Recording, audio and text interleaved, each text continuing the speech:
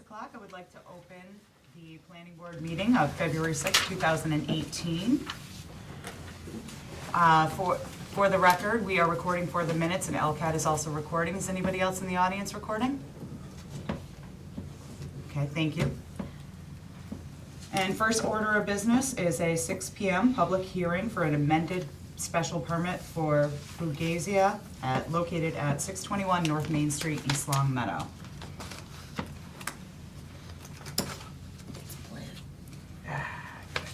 Oh, Blue Erie. And we'll have something to read into I the love record. it. It's in the pile someplace, dig it out. I'm not reading all this into the record, I don't think so. No, you So, are not reading all of that into the record. I guess there's nothing to read into the record except for the public notice. No, Isn't no. I can do this. No, you did fine, don't worry about it. You All got good. this.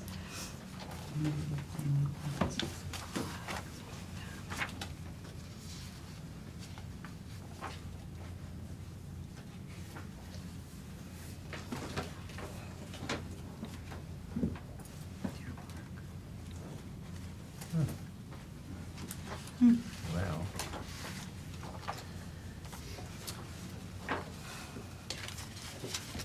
Sorry for the confusion. We are having some paperwork shuffling going on here. But for Fugera is a amended special permit. And is anyone here on behalf of Fugera to speak?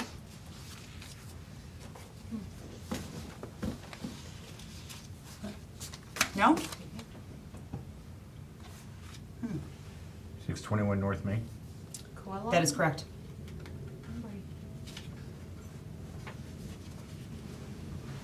Okay, I'm wondering if we should give him a couple minutes. And do some of the, Yeah, Yeah. why don't we start with a, request for sign waivers, Lucky Nails, 68 Center Square. Ah, there we go. They're in yellow. Town of East Long Meadow, let's sign permit. We don't want that one yet, do we? Lucky Nails.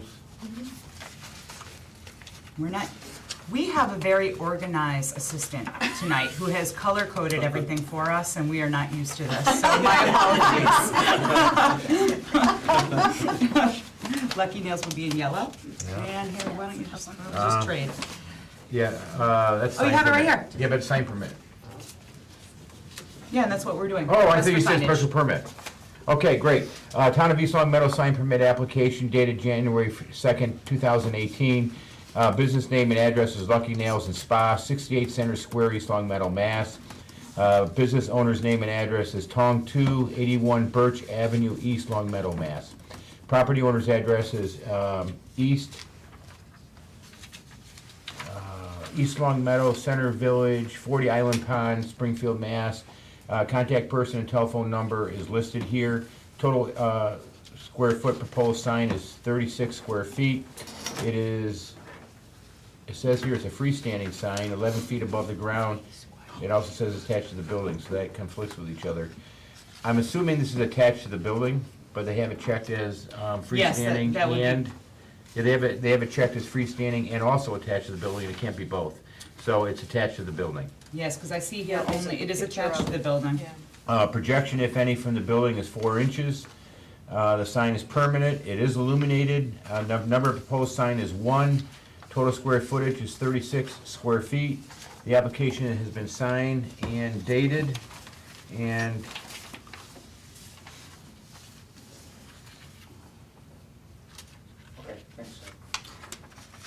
My only comment is this is in Center Square Plaza, and this is only an application for the sign on the building. This is not an application for the street sign. This is just one individual sign that we are approving. And typically in the Center Square Plaza, there are 2 signs.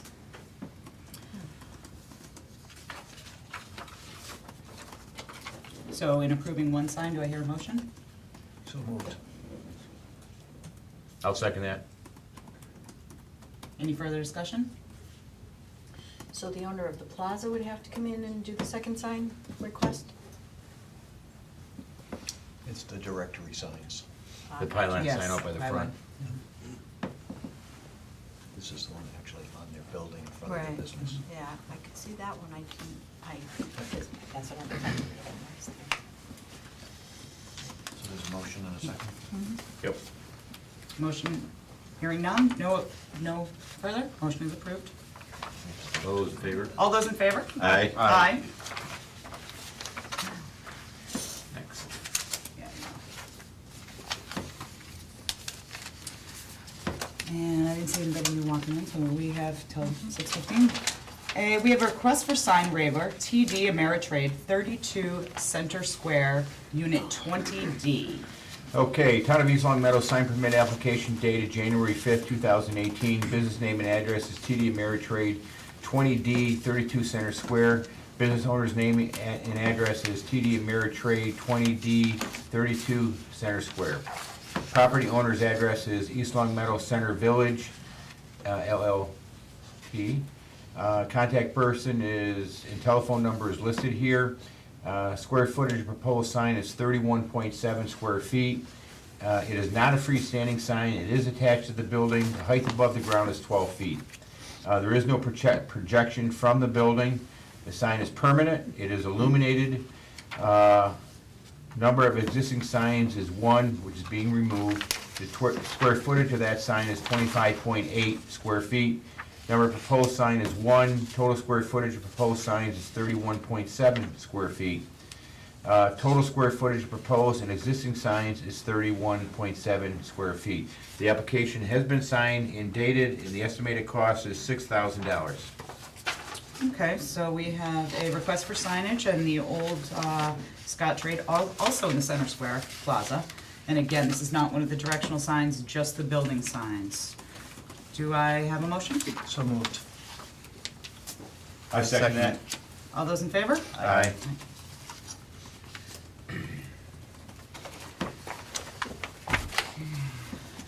All right, next we have a request for signage and a site plan waiver for Sarah Gale, Embracing the Creative Child on 232 North Main Street. Okay, I've got the sign. Let's see here.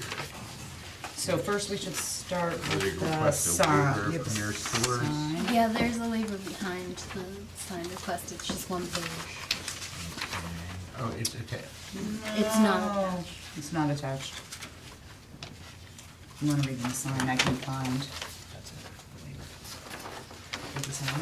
Premier Source, this is Premier Source Credit Union, this is Embracing Child, right? Oh, okay, got it. Yeah, so we'll Yep, do got it. we'll do the signage first. Okay, request for Oh, waiver of site, okay. request for waiver of site plan, property owner is Premier Source Credit Union, 232 North Main Street. Phone numbers are listed here. Name of proposed business is Embracing the Creative Child. The owner of the business is Sarah Gale. Business owner's address is 35 Virginia Lane, East Long Meadow, Mass. Property address is 232 North Main Street. It's allowed use, proposed hours are 9 AM to 7 PM. Number of employees, including the owner, is 20. Summary of business operation, company provides in-home ABA services to individuals with autism. The amount of product storage is $12,000. I guess it's the amount of value of product storage is $12,000. No commercial vehicles. The application has been signed and dated January 29th, 2018. Okay, got it. So this is on the Premier Source Credit Union, adjacent to the Reminder Building and the new building under construction. It is my understanding this is in the rear of the building? I believe so. Yes. So the company provides in-home, Provides in-home ABA Services. services to individuals. So maybe it's an office in the building and people Yeah, that work in the referring office to- go out to people's homes to provide this care? I'm assuming it's an office, I'm going to sign It it. is an office. Oh, I'm sorry, Oh, is someone here to no, speak on no, behalf? Please, come on Help up, us out here. thank you. Sorry. It is an office. Can you identify yourself? for Yes, that? my name is Sarah Gill. I'm the owner of Embracing the Creative Child. Oh, great. It is an office. Our main focus is in the home, but we do provide social skills groups in the office as well for kids with autism and adults. So, So how many people a day do you anticipate going to that location? we're nobody yet, but we're starting off slow. So, and by 2 weeks, we'd like to have at least 1 day a week of social skills groups, and that group would contain about 5 to 6 individuals with autism and a couple peers as well as role models. Now, are you in the rear of the Premier Source Credit Union building? Yes, so go right down that hill, and Sure. Premier Source has an office on the right, and we're just on the left. We're in place of the TDS speech and language services that were there previous to us. Okay, so you're taking over an existing office? Yes, yep, and there was an existing sign already. It's covered up right now with a for lease sign. That'll be but- next. Yep. So it's nothing additional? Right, Okay. right. I'll make a motion to approve the site plan waiver. Is there a second? I'll second it. Any further discussion? Hearing none, all those in favor? Aye. Okay. Absolutely. Okay, Town of East Long Meadow sign permit application dated January 24th, 2018. Proposed name and address is Embracing the Creative Child, 232 North Main Street.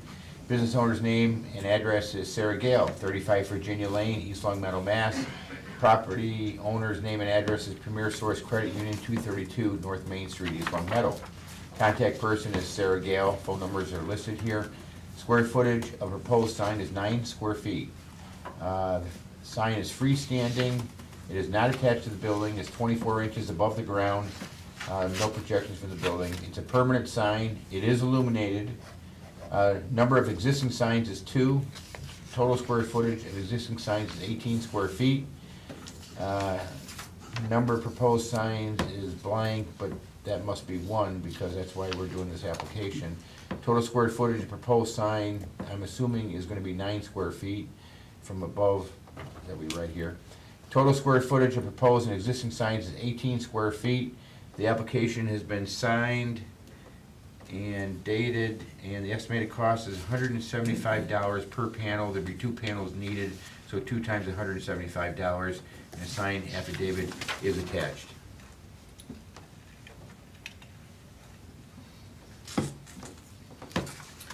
So this is the replacement of an existing sign for the new business. I'll make a motion to approve the sign permit. Second? I'll second it. All those in favor? Aye. Okay, we have 1 minute. So,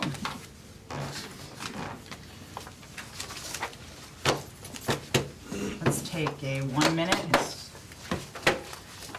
and then we will open our 6:15 public hearing.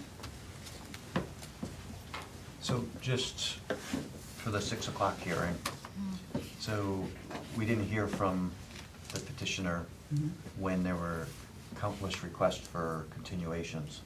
So I think there might have been a miscommunication problem here.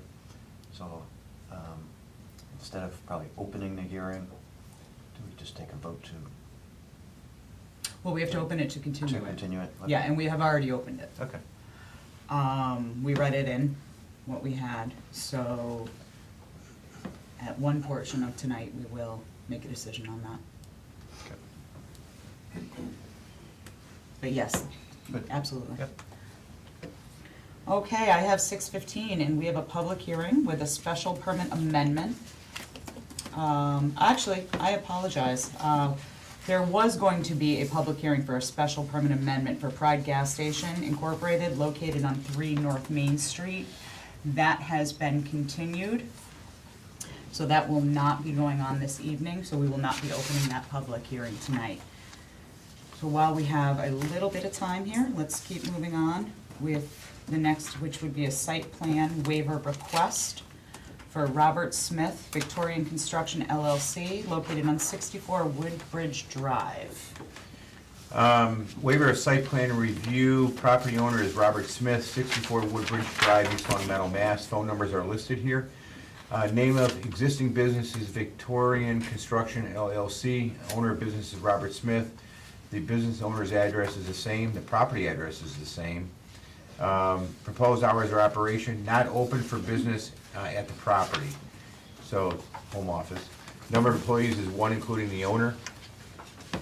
Summary of business, office for Victorian Construction is going to be working out of the truck. The application's been signed and dated January 25th, 2018. Okay, so this just appears a home office for an individual's business. I'll make a motion to waive the site plan. Do I have a second? Second that.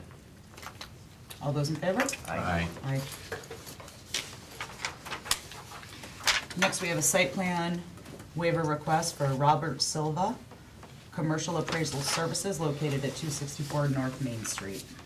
Property owner is AFJ Realty LLC, 264 North Main Street, Suite 2A.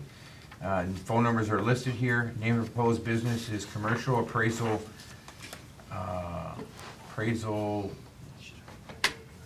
something, I can't read the writing. You did do that Owner of first. business is Robert They're not here. Shook and Bernard.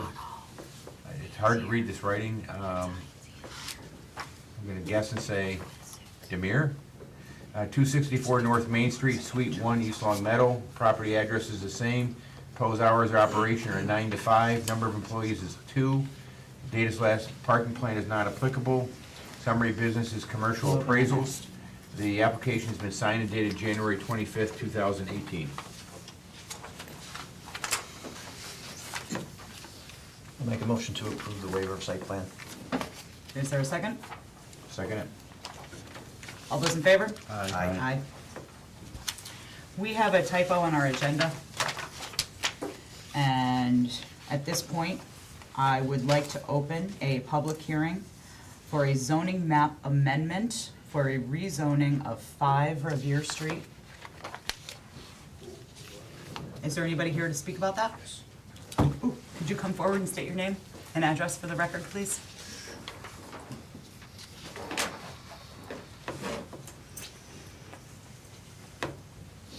Carl Hines, 5 Revere Street, East Long Meadow. I have documents that I'd like to pass on to you. I know you can't read them tonight, but you can at least go through them as I speak. And again, I have to apologize, I have War and Peace written for you. It must be Jess.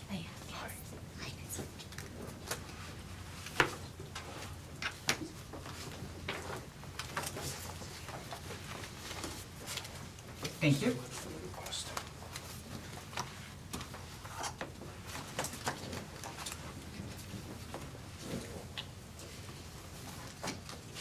Because there's so much material, I'd like to start, and then we can ask questions as I go along. I'm not sure quite, to tell you the truth, how to present all this. Okay, this isn't something we're going to be reading verbatim into record, is No, this? no. Okay, No. thank you. But I would like to start with this. I grew up on 5 Revere Street. We were there since 1955. My father passed away in 1998. I came back. I put around $100,000 in the property. It was gonna be your forever home. We have 2 lots. We have Graziano Gardens directly abutting us. And for years, we tried to get buffering, anything to control the noise, the mess, the confusion. Nothing's really ever been done. So, way back then, I was told, you've wasted all your money. No one's gonna buy the home. You don't even enjoy living here. So, we went through the town has a ton of documentation. I have a ton more and more in a jump drive to give you. So, I'd like to read the summary of a review I just did as we're trying to sell the property and leave. Bottom line, you're screwed. You've got a single-family house abutting a commercial use.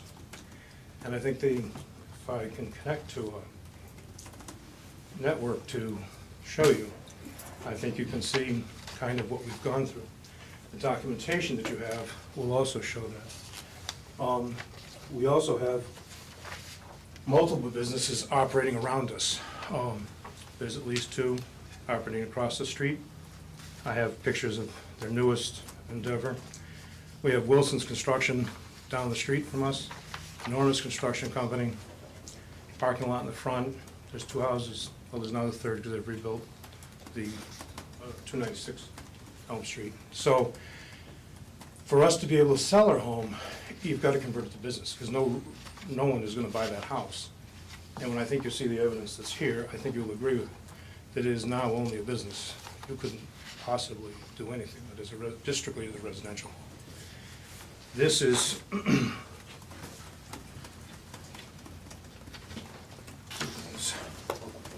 that's their sign from the newest business to open across the street. That shows you kind of the mess that we've had for years. There's absolutely no way to sell your home with that directly outside your yard. That's the view from our living room, 3-season porch.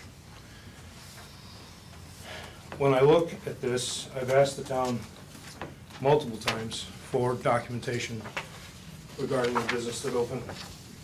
Graziano Gardens, it took over from Lombardi's. I'd like to start by reading something in from a hearing that was held way back in 1999. Mr. Hayes wanted his vote to be noted by the Zoning Board of Appeals. However, he is on crutches and unable to attend the hearing. Therefore, Mr. Hayes stated the following, and I assured him this note would be brought to the attention of the board. On Graziano hearing, the people that had the place Lombardi had a nice farm stand. They were not authorized to do business there. I am opposed to a garden center and the amount of sales that goes on there.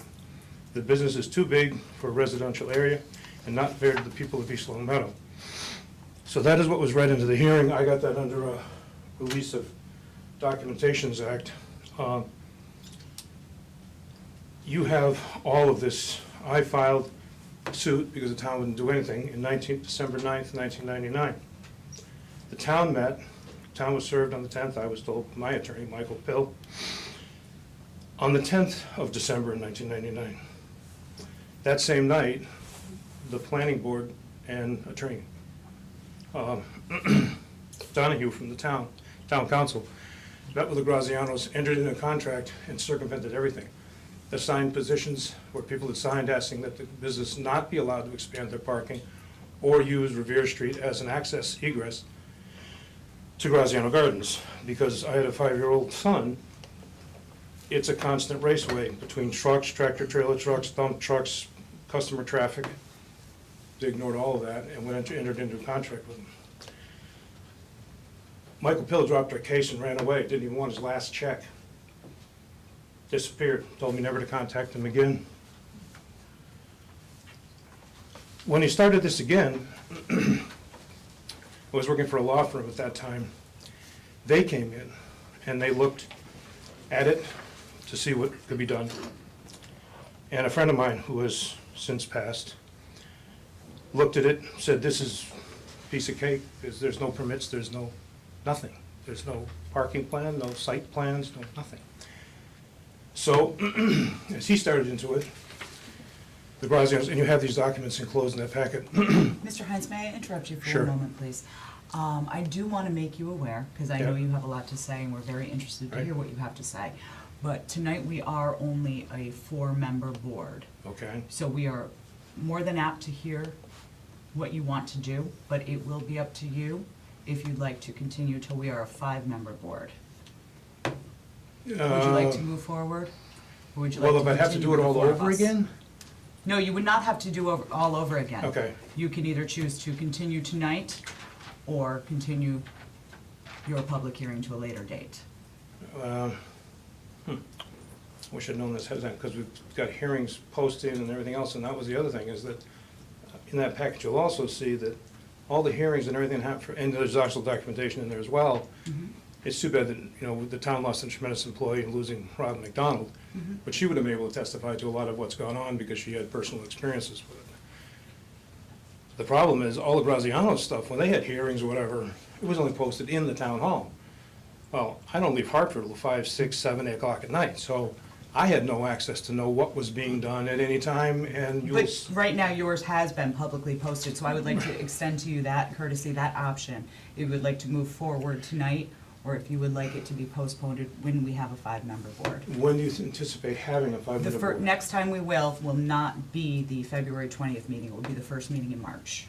See, it's getting stretched out farther and farther, and that's my fear, is that this has been dragged out. I've lost 18 years of my life trying to live in a home that I owned, improved, put $100,000 into It is your choice. I just, this has been, we're going on and on and on, and it takes time to get this whole thing going, so, Well, it already is going. If you chose not to move forward tonight, it would just be continued into our first meeting in March. But if you choose to continue tonight, we can absolutely move forward. I think Can I that, just ask a question? I'm his wife. Can you identify yourself for the My name's camera? Sue Hines. Oh, camera. I'm Sue Hines. Close up.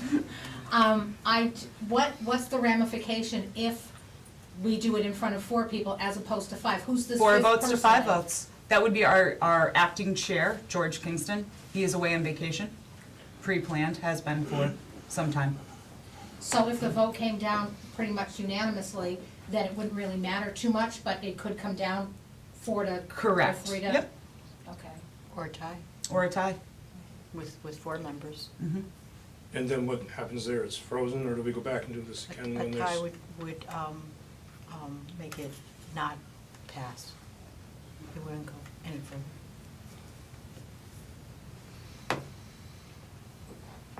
This has just taken so long to get this far that It's, I hate to postpone it, and the stress that's putting on him to come up with all The this other stuff. side of the coin is, it has taken a long time, and I can sympathize with that, but you probably want to put your best foot forward. Correct.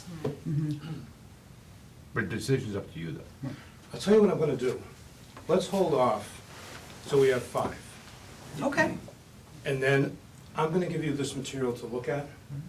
Yeah, we're gonna have to read this anyways. You're gonna have Correct. to go through There's- it. yeah, there's a lot to There review. is a cacophony of stuff here to go through. Do you have this in a PDF format that you could send to us? Or send to one of our liaisons? A lot of it I have. Okay. I don't have a high-speed scanner, I can do 10 pages at a time. So just for the record, you would like to continue your public hearing? I would like to continue it because I think this is far too important to let it fall apart. I don't think we want to take this. We can just give them the copies, yeah. Well, no, this has pictures, everything that you're gonna wanna look at. I've given What's your it, thoughts on that? You can We can take take that? I've given it to the town manager. Okay. I've also given a copy of a relevant information. You have 72 pages worth of documentation that I presented to the council of what's gone on, so that there's a litany of things to look at.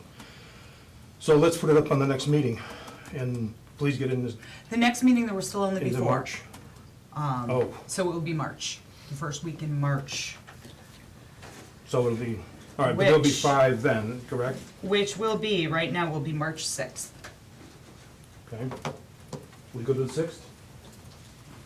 You don't have a choice. Not much of a choice. I mean, you can still go You can forward still tonight. move forward tonight. It's, I the mean, choice is yours. no one's telling you not to. Yeah.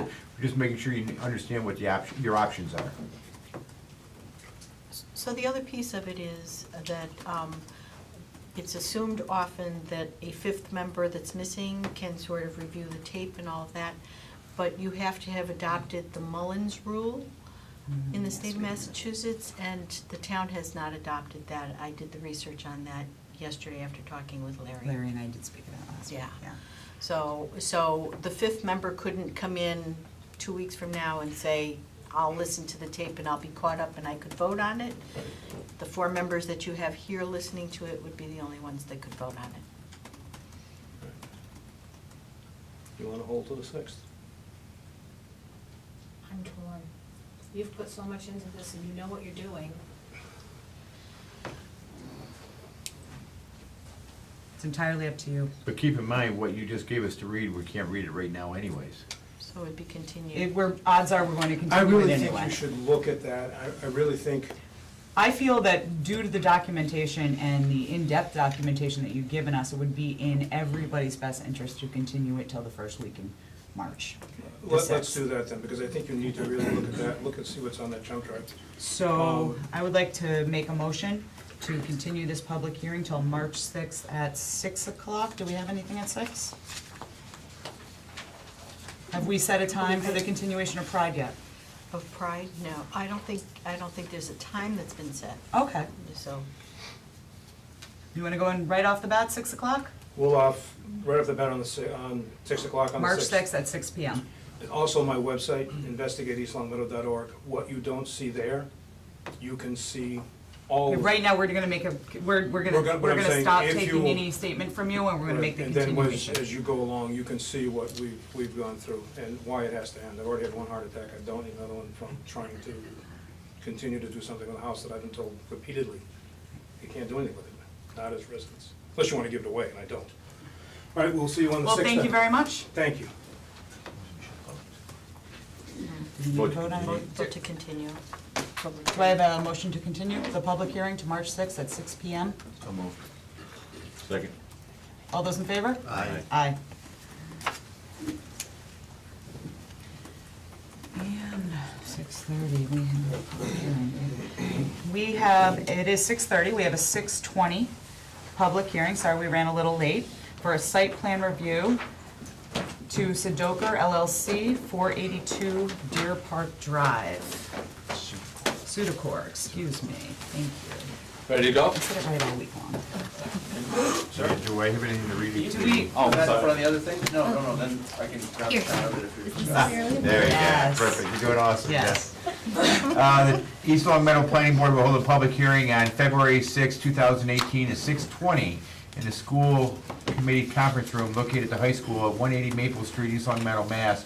On application filed by Secor LLC to revise the approved site plan to install an exterior thermal oxidator air treatment unit at their property at 82 Deer Park Drive, East Long Meadow. Information related to this application is on file with the planning board office located Town Hall, 60 Center Square, and is available for review by the public during regular business hours. So, good evening, my name is Brian Balicki, I'm with Sage Engineering. I'm here tonight on behalf of Sudocor. Brian, may I interrupt you for a minute? I want to extend you the same courtesy that we are only a 5-member board tonight. Okay. We will be for the remainder of the month of February. So there, no problem with us moving forward, No. but if you would like a continuation, you're, I appreciate the It's a- courtesy, but we'd like to move forward. certainly, continue. So that being said, again, I'm Brian Balicki with Sage Engineering, on behalf of Sudocor. With me tonight, I have Michael Phillips, the CEO of Sudocor, and Suzanne Pisano of Geo Insight, their environmental consultant. We also have a couple operations staff from Sudocor if you guys have any questions. So Sudocor has an existing facility on Deer Park Drive in the industrial park. The existing building is about 100,000 square feet. It's on the south side of Deer Park Drive. They've been in operation, I believe the original permit was about 2006. They were in front of the board for a site plan review. As part of their operations, they have a need to install this thermal oxidizer unit. It's essentially an air treatment unit for some of the discharges and exhaust air that come out of their plant. It's mandated by the Massachusetts Department of Environmental Protection. They're required to have it up and running by the end of the summer. So we're in front of you for an amendment to the site plan to allow the construction of this exterior unit. It's basically sitting on a large concrete pad. This is the existing site plan. I'll just flip now to the proposed plan. So this is the street at the top of my plan here, their existing facility, and then in the back corner is where we're proposing to install this unit. The location of it is very, very regulated. There's air modeling software that said basically where it had to be, left, right, and center, and how tall the exhaust had to be. So it's in the rear of the facility. It's greater than 300 feet from any of the property lines on the building. It's about 2,800 square feet is the footprint of the total pad, and then the unit sits within that pad. In your package, you can kind of see a cut sheet of the unit that shows the plan view of it and the two elevations of it. The unit itself is about 15, 20 feet tall, with the exception of the exhaust stack, which is approximately 90 feet. Can you explain that again? I'm sorry? Can you just So explain if you that flip to again? the last page of our application material, you'll see, this is the manufacturer's cut sheet on the actual unit. We only have C1 and C2. Uh-oh. Oh, no, there's, I mean, the 8.5 by 11 in your package. It might have been in the actual package. Theirs was 11 by 17. Oh, okay. I scaled it up to try to get a little bit better view, and This it's still, that one there, yep. So it's attached to the back of the application, I'm sorry. I wouldn't, but if it's easier, I can lay this one down in front of everybody. So. These are the schematics on the unit itself. This is the actual manufacturer's cut sheet in the unit. So this is the plan view from the top looking at it. That's what you'll see on our site plans. You'll see this view right here. So the whole unit's about 80 feet by 30 feet. The pad's a little bit bigger. That's where we came up with our 2880 foot that we submitted on. This is a plan, an elevation looking at the long side of it. And this is an elevation looking at the short side of it. And this is the exhaust stack that'll be about 90 feet above the ground level on the back.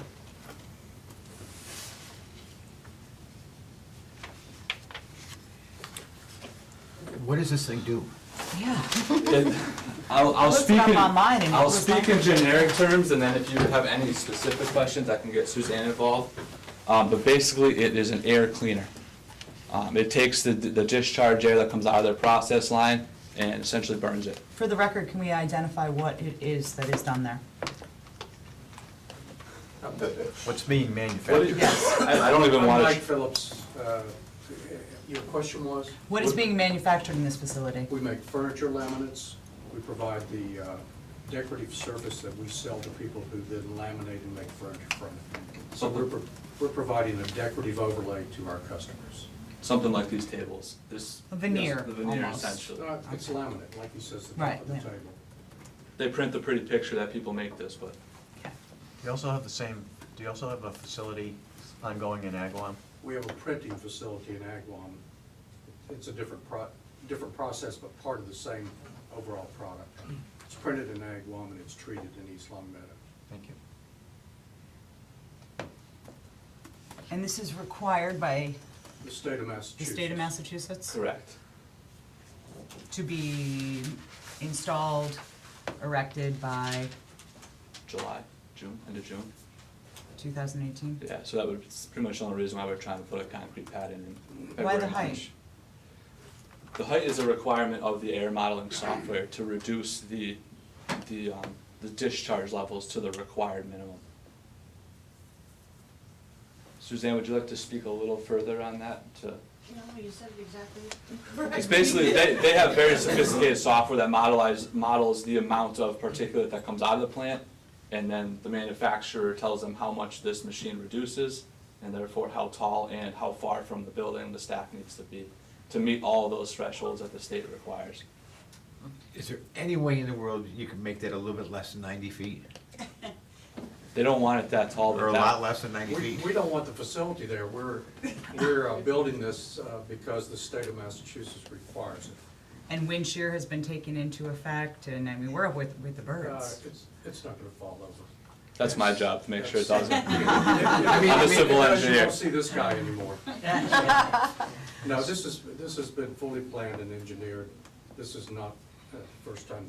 These things are really quite common in industry. Want to hear from some of the And birds first? we're bringing the plant up to state compliance, and that's the only purpose of this. Believe me, this is not something we would do if it wasn't required. But we have to be in compliance. Or there's 70 jobs at stake, and actually 100 jobs at stake. That's, we don't want the plant to be shut down, obviously. Oh, no. Is there one nearby that we can go see and take a look at? We can send you a picture. Yeah. We have photographs, actually. that I we mean, can show you. this. Our tallest building in town or I shouldn't say building structure in town right now is the water tower. This is, I sat in the office today and looked out, and this is below the height of the trees on the highway up above it. We're down in the valley there. So, Yeah, that's from something the else. highway, I don't know that this will be visible. I can't say. We're not where necessarily we are. looking at the highway visibility, but residential abutters, our constituents, our townspeople. So, on that note, I She guess. has a photo there. let me try to give a little bit more of a reference of it. This is the industrial park here, surrounded by Can you industrial. identify the name of the streets you're I'm sorry, speaking this of? is Deer Park Drive here. Okay. This is the Deer Park Industrial Park. This property is surrounded on these three sides by industrial property. This is actually fully treed here. There's not a lot of development to this side. And then at the rear of the property is electric transmission lines, which are of comparable, if not taller height than this particular stack. The thing's only a 6-foot diameter stack. It's not a building. It's, you know, aluminum or stainless steel, 6-foot diameter. It's not gonna stick up past the trees that are around the building or in the general area. And they tucked it behind the building to screen it even the best possible. What are you going to use for screening? I did not believe that there was a pure screening required because it doesn't abut a residential district. Are you going to use any screening at all? None is proposed at this time, other than the building itself is gonna screen it from the public view coming down the street. How tall is your building? I Roughly. don't- I'd say it's 35 feet. So a third of it is the height of the building. Yeah. The building will hide the entire unit So except that will for the offer exhaust. a lot of screening in itself, the Yes, existing. it will hide the entire unit itself. You won't see the unit, you'll see the stack from the front of the building, but the building screens the rest of it. Will it be visible from Route 186? That'd be Shaker Road, 220. I don't know the I don't answer to that think so. question. Because this is fully wooded here, and this is, I believe, to be part of the detention system for the industrial park. Yeah, and I know there's a It won't- significant and elevation it is, dip. it is very far below 220. I don't have a definitive answer, but my gut instinct is that you will not see it from the road. And we did evaluation for the need for aviation lights and determined because of the height and distances from airports that aviation lights weren't even required for it because of its relative elevation to the elevation around the surrounding area. And that's one of the reasons why the stack needed to be much higher is because it's sort of in a bowl. It is, yeah, And so we needed to get above the bowl. yes. And the, Okay, and the now that stack makes is more sense. just above the That height makes of the more bowl. sense. This is not our choice of the place to put it. We don't have a choice, but if we did, this is where we put it, because we wouldn't want it in front of the building where it's visible. It's, and it can't go in the building, it has to go outside the building. So, there's not a lot of leeway from the state as to where this goes. The modeling has been done, and this is where they say it needs to be. So we're complying with the rules of the state. Well, it seems to be that the state is actually doing a good thing in requiring this. It's beneficial I would agree to, with that. to our air And we're- quality. And we're complying with what the state wants because that's the way it should be. What's the anticipated cost of the unit? $2.4 million. It's a tough burden. That's just the unit showing up on the truck. You still have installation and They everything still have all else. their infrastructure up there, Design, gas, soft power, cost. CAD, the power. foundation, so it doesn't Mhm. fall over in the wind. It's a Well, it's substantial. a major investment in our business plan here, and it ensures that we can continue to do business here.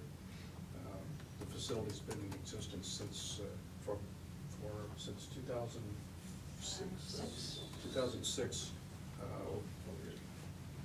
Certeco North America has owned Sudacor for about 4 years now. And, you know, we're willing to continue on and do business here. Well, if we don't have any questions, I'd like to open it up to the public. Is there any of the public who would like to ask questions or speak? I have a question. Can you state your name and address for the record, please? Is John Godwin. I'm a resident of town. And I'm wondering if this is any higher than the cell towers that we have in town. I don't think it is. I did some research this afternoon about that, and cell towers are typically between 100 and 200 feet. This is 90 feet. Yeah. And, you know, I know of at least 2 cell towers we have in town. And, I don't know of any, if we're looking at keeping a business in town, providing employment, not only now, but for possible expansion, in the future. And it is mandated by, you know, DEP. So I don't see that it would be anything more than a, you know, sign of the times. You know, they've got to comply with owners' regulations, as we all do in many aspects, and I don't think that it's gonna be out of line with other structures that we have in town now. Thank you. Yeah. There is sufficient room on this property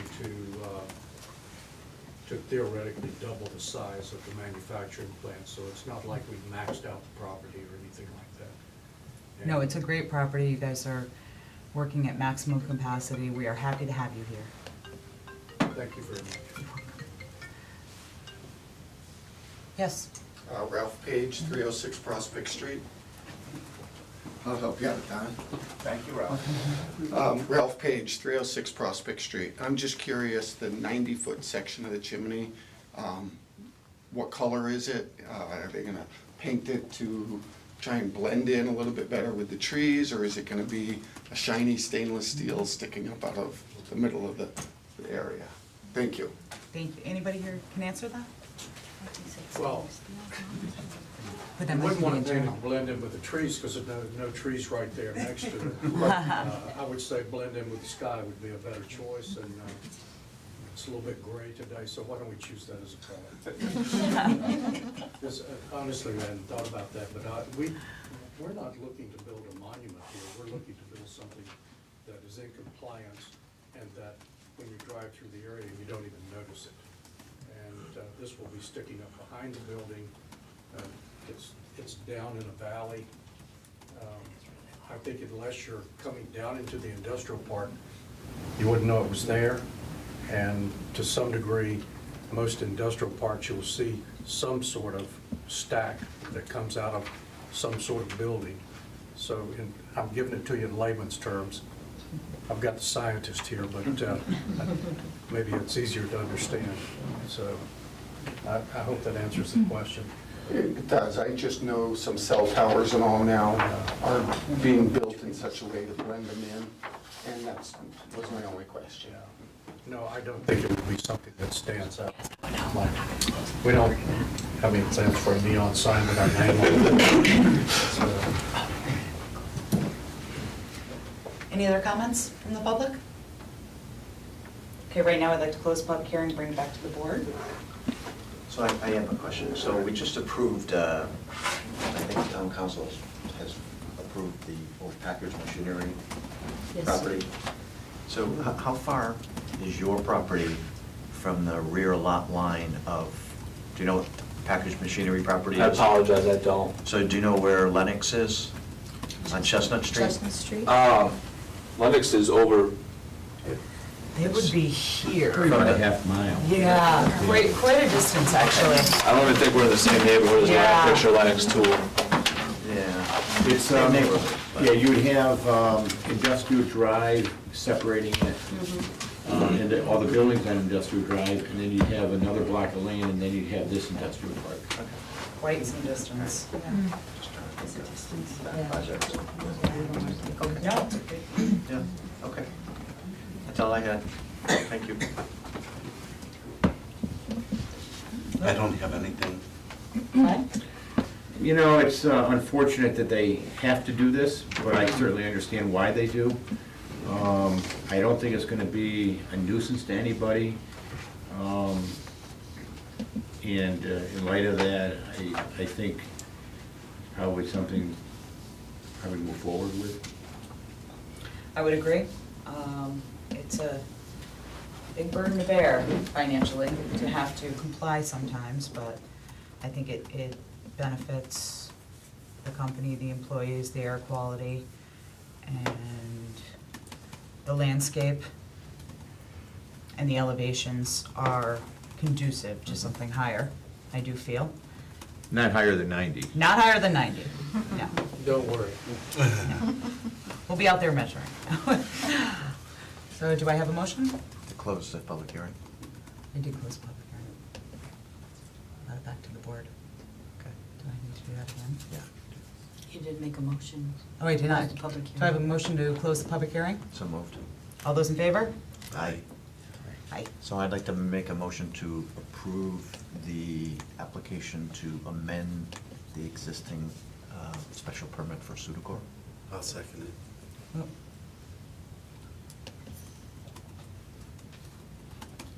All those in favor? Well, just- Whoa, excuse me. Yeah. Well, Do we want to look at the proposed conditions that were proposed by Larry? Did If you the vote on conditions- closing? Yes. Okay, Yes. so now, you do have conditions that Larry would have. We do need to read those. Okay.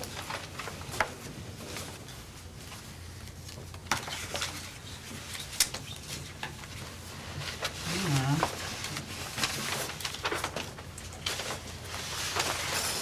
So the interim planner that the town has proposed a number of conditions. Okay. Did he share those with you? No. Well, they're pretty much standard. They're not, there's nothing onerous. Yeah, they're pretty boilerplate. Okay. Jess, do you have a copy of those conditions? Do I? By I'm chance? gonna- I have an extra. Oh, here we go, Sudacor. Yeah, this is it, I think. Yeah. So, Well, Would you mind if we just Yeah, why sped don't read you- that real quick? Yeah, yeah. Thank you.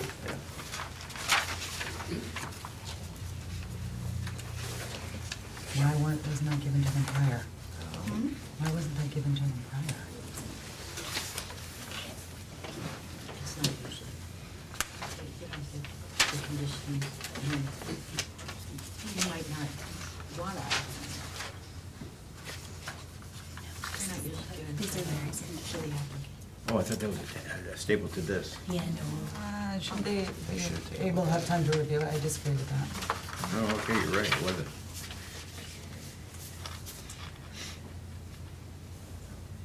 Is that the way it's been done in the past? I don't know, but then they can address it I agree. during their presentation. I agree, Yeah, but this, I haven't um, seen them given to them in the No, past. you're right, you're right. Yeah, in fact, there were many conditions in the past. Yeah, I do know. Yeah, for the record, most of these are just copy paste from our existing bylaws. And you can always, and if after we approve this, you find something to be onerous, you Yeah. could always come back and seek an amendment to it. The schedule should be more than fine because they're mandated to do it much quicker than that, so Okay. I didn't see anything that stood out to us. So I'll just, There's a motion on the table with the conditions. to approve the special permit with the conditions so here listed in the site plan review. Do I have a second? Second. All those in favor? Aye. Aye. Thank you all very much. Congratulations. Good luck.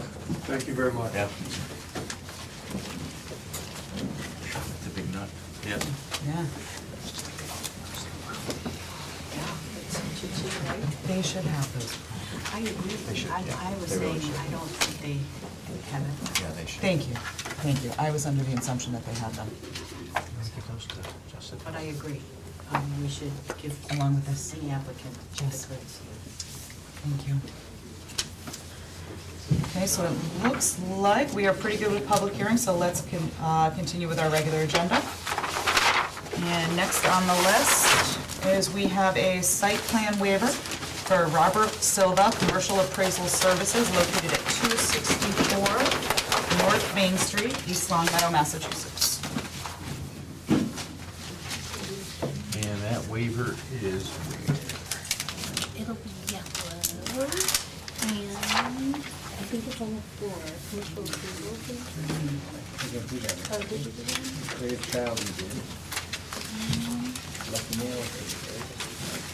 Wait, we did return and construction.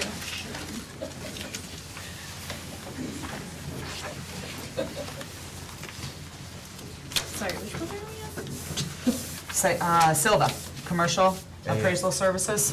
AFJ Realty. Okay. Yeah, it's this one. Got it. Thank you.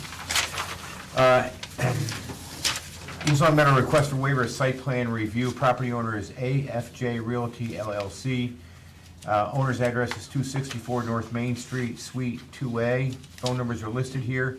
Name of proposed business is Commercial Appraisal Services, Inc. Owner of business is, I try to read the writing here, Robert Silka and Bernard? Business owner's address is 264 North Main Street, Suite 1, East Long Meadow. Property address is the same. Proposed hours of operation are 9 to 5. Number of employees including owner is 2.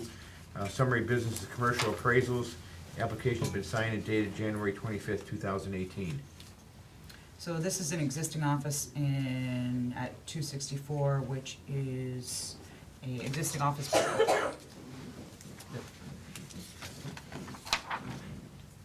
So it's just transfer from one office to another. So I'll make a motion to approve the site plan review waiver, waiver of site plan review. Is there a second? I'll second it. All those in favor? Aye. Aye. Our last site plan waiver request is for Nicole Griffin, Griffin Staffing Network, located at 200 North Main Street. Request for waiver of site plan review. Property owner is Dr. Bill Bazin. Owner's address is 200 North Main Street, Suite 10, East Long Meadow, Mass. Phone numbers are listed here. Number of proposed business is Griffin Staffing Network. Owner of business is Nicole Griffin. Property address is 200 North Main Street, East Long Meadow, Mass. Proposed hours of operation are 8 a.m. to 5 p.m. Number of employees, including the owner, is 2. Summary business is staffing and recruitment agency. The application has been signed and dated January 22nd, 2018. So this is an office at 200 North Main Street behind the gas station and the car wash, existing office transfer ownership. Is anyone here from Griffin Staffing? Okay. Just wanted to see what type of staffing agency they're doing. Yeah. Okay. So I'll make a motion to approve the waiver of site plan review for Griffin Staffing Network. Is there a second? I'll second it. All those in favor? Aye. Aye. Okay, next we have an A&R, Follett, 41 Windsor Lane.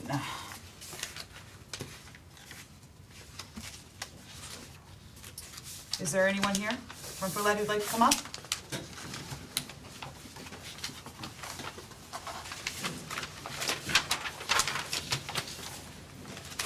That's just acceptance. Steve Pollack, 41. Oh, I'm sorry, I apologize for butchering your name. No problem. And tell us what you're looking to do. I'm looking to get a small conveyance from my butter, my neighbor. Part of my driveway was on his property. I had a survey done, he didn't realize that at the time. There happened to be another pin right next to my driveway, so it's just a little shift in boundaries for about 800 square feet. I got him to agree to it if I did the grunt work, which I've done. So now it's, I'm here in front of the board. So, this is your existing property line, which dissects his driveway. I'm sorry, his property line is through the middle of your driveway. Edge of pavement, here's the This is former my line edge of here. pavement, so this dotted line is the existing property line to this pin. We're looking to shift up to that pin and take over that. To incorporate your whole entire driveway area. Exactly, yep. And just for no one realized this until the survey was done. I've been maintaining this from this current abutter and the previous abutter before she moved. So I don't even know how it wasn't picked up in the mortgage survey when they moved in, but it was overlooked or missed or no one knew, so. And just for the record, I did go and look at if we have any setbacks for driveways. We do not have any on our bylaws. Yeah, my surveyor said everything, for the town bylaws, that there was no issues. Is your neighbor here? He's not. I asked if he should attend. I just want to make sure he knows he's giving up some strip of his land. Oh, it's a quick claim deed. Yeah, I Yeah, mean, we're we good. signed it, I mean. Yeah. I know he signed it. Oh, you did it quickly, I want to make sure that. Oh, no, a lot less than these. I'm missing a strip of land here. No, I'm missing half a driveway. In the permit, he signed it too. I mean, yeah, Okay, I've good. sat down talking, I think I asked Justin, told me what. Yeah, just wanna make sure Yeah, I was we're all concerned if good. we had any bylaws with the No, maybe a placement of little- driveways and setbacks, but we do not, so. Do I have a, motion to endorse? So moved. Is there a second? I second it. All those in favor? Aye. Aye. Do I need to do anything with the mass deed at this point? You gotta file a registry of deeds. Yes. Okay, so that's, File a Mylar with the registry of deeds. Your surveyor should be help you out with that. okay, but from the town perspective, is there anything that I receive, notification, any? Yes, he will receive. Okay, so once I get that, Well, No, we I will don't sign, know. I don't we know. will sign the Yes. Mylar, and that's the Mylar you'll file with the registry of okay, deeds. so I need to Yes. wait to get that from you. You gotta get the Mylar from your surveyor. From your You surveyor. have that. Oh, we do? It's all part of the Yeah, package. there are, If the we have Mylars it- are okay. currently in here, We'll that is sign and correct. give it back to you. Thank you very much. Okay, next we have an A and R for Capula, Thompson's Ave, and Maryland Street. Come on up, Carmine. We basically, picking up 1,200 square feet of land to make the rear of the property more, more conforming in a sense, and to give them some more of a backyard to the new buyer. And You wanna just kind of Certainly. point out to the board? Yeah, what you you're can see doing? it, we're just basically taking this small piece of dial piece from here, from this property, and we adding to this property. So you're actually increasing conformity. Correct. That's pretty much. And what I like, if I could possibly ask the board, we know we were supposed to do this last meeting, but unfortunately there was a cancellation or something happened, and we were supposed to close the new buyers moving in tomorrow morning. I don't know if there's any possibility that the board, if the board approves it, can endorse it so that I can have them record in the morning, only if it's possibility. I don't know. if that's a possibility. I don't think so. That would be not something we could guarantee. Well, let me stop for a minute. Walk me through the process. Yeah. I don't know the process, and Larry's, Larry is here in the morning. He's here on Wednesdays. Would we be able to get back to Carmine tomorrow if we can do that for I him? was gonna Well, say- obviously, if you approve it tonight, tomorrow will be endorsed. My only Right. question is, if you approve it tonight, which I'm assuming you will because we meet all the requirements, is a possibility that the board can sign on the Mylar so that I can get it recorded in the morning? File it, and then they can close it, and we give you, So we'll you bring the have the Mylar back. Mylar? We have, Mylars are here, so Oh, so you I'm- can sign those. we could expedite that for you with the signature, but moving it forward through the office, none of the four of us Why can don't you guarantee that. call the planning office first thing in the morning, and Jess is here. She'll be there in the morning, and so will the interim planner, Larry Smith. And he'll. Carmen, I'll send him he's- an email in the morning too to try to get that Yeah, expedited. he's very accommodating. Okay. If there's Yes, anything he he I is. can will do, have, we'll do it. unfortunately, I'm gonna be out of town in the morning, but I'll let my son come down and pick it up, Yeah. and he can, and deliver to the attorneys. Super. I appreciate it. Thank you. Okay, so we have an A and R. Do I have a motion to endorse? So moved. Is there a second? I'll second it. All those in favor? Aye. Aye. Thank you. Thank you. So we gotta make sure we So- sign both those Mylars before we leave tonight. Yeah. But before we do anything else, we opened a public hearing for an amended special permit for Garrett located at 621 North Main Street. And we have recommendation from the town council there. From that, there is no one here currently from Figuera. Okay, So I'll make a motion to continue or to Or to close. place it. How long has this been? well, there's a few things that we do need answered on that, which we will need to speak with them, so we cannot close. I would like to close. Oh, I'm not But- encouraging that because there is sensitivity that their we- liquor license, Well, that's on the council. but they can't do anything with that until Right. this is addressed. So if it's not addressed, Right. I think they only have till the end of February. Yeah, there's certain things I want them to So make it's like sure a- that they're doing. yeah. We don't have an hours of operation listed. It is only a restaurant. We want to make that more of a uniform thing. So I would like to make a motion to continue the public hearing continuation for an amended special permit for Figuera to 2 weeks from today. March 6th, on our March 6th meeting at 6. Didn't you say there's a February deadline? Yeah. For the liquor license. So They won't should- be able to serve liquor. Is there any reason why we can't do it in 2 weeks? No, we can, I won't be here, but we Yeah, can do but it in we 2 can weeks, do it but then we, before. that's true. Yeah, okay. Why don't, so amended motion, let's make a motion to approve, to continue the special permit to our February 20th meeting. And currently, I would do it at 6. we don't have anything on the agenda on our 20th meeting for a special permit, so there's no reason we can't open for 6 So Pride's o'clock. not coming in until March? I requested, Larry asked Pride to come in In March. March. In the email I received today, he said the second meeting in February, but we'll take that up. And Mr. Bolduc, I think, would like a board of 5. Full. Yes. I would So, So s- and- 6 o'clock Good. on February 20th? Yeah, and I guess like we did, like we did with the proposal for the project in Deer Park, we sent an email to the petitioner, I was going to suggest to said- just be sure that somebody so it's in writing, we have absolutely evidence of it. contacts them. I would like to yeah. send an email to Mr. Bolduc and his legal, asking them for the first week, March 6th, and And for to Figara, so- Figara for February 20th at 6 PM. Wait, so Fugara at 6 on the 20th, and then, I'm sorry, who on the 6th? And Pride Gas Station Yeah, okay. on the 6th, Pride.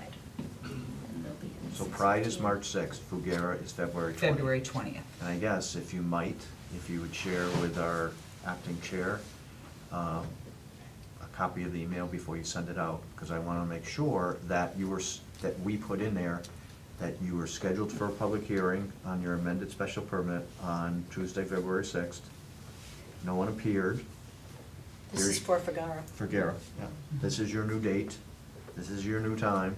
If you intend to not come and wish to pull your application, please inform us. And make sure it does go to his attorney as well. Yeah. Now, I do have another legal question on this. We have the recommendations from the council on Fugera. And that was something we were looking to act on tonight in the public hearing, but there's no one here to answer our questions. Is there a timeline that this needs to be closed on, or is the continuations enough? Well, as I said, the liquor license is That- being so that held is in it, abeyance that- until the end of February. Okay. So we're every other week. Right. So we'll be if you're the 20th, we'll be the 27th. The council will be the 27th. Okay, so that will be their final option. Okay, perfect. Right. That's why it's imperative that we're sure that they have been informed. Right. Because it's Yes. odd that they're not showing. Yeah, I agree. So what are you talking about from the town council? Fugera had gone to the town council. And this has been ongoing, this has been continued for quite some time now. And in yellow here was the recommendations that town council and Jim Donahue, our legal, wanted to make sure were included in their special permit. So, it's not here in my package that I got today. No, that is not, So it's is moved? it? No. So could you resend those? I will personally scan and email this with my notes on it. Thanks. Thanks. Okay, so we have a continuation. And next on our agenda is a discussion with John O'Leary, Community Development Strategy. Good evening. I'm John O'Leary from the Pioneer Valley Planning Commission. I just want to appreciate the opportunity here to discuss this. Make it brief. So basically my background of why I'm here. Over the past few months, I've been working with the town's Community Development Advisory Committee, with Denise, town assessor, as well as the Council on Aging Director, and then the town DPW Superintendent. And what we're looking to do is apply for a Community Development Block Grant. Part of the application, Department of Housing and Community Development requires a community development strategy. I've used community a bunch of times, but it's necessary. And what I've done is we have to present and allow the public to comment, or the board. I scheduled and had advertised in the mail, in the newspaper, for last month's meeting, or at the beginning of the month's meeting. Unfortunately, it was canceled, but I still held a discussion, and there was good attendance. So I just wanted to basically use this time as another opportunity if someone were to attend or wanted to attend last meeting to now present. So I mean, if the board has any questions that I can answer, or I read through the outline, seems appropriate. Nothing out of the ordinary, I don't think. Okay, No. great. This will assist with a grant for, we're looking for elevator for the handicap access to the second floor of town hall. Roofs. Right. At the elderly housing. Yep, Inwood Commons. And, A mobile food pantry, mobile food. as well as a housing rehabilitation program. Oh, like an in-house Meals on Wheels? Yeah, exactly, exactly.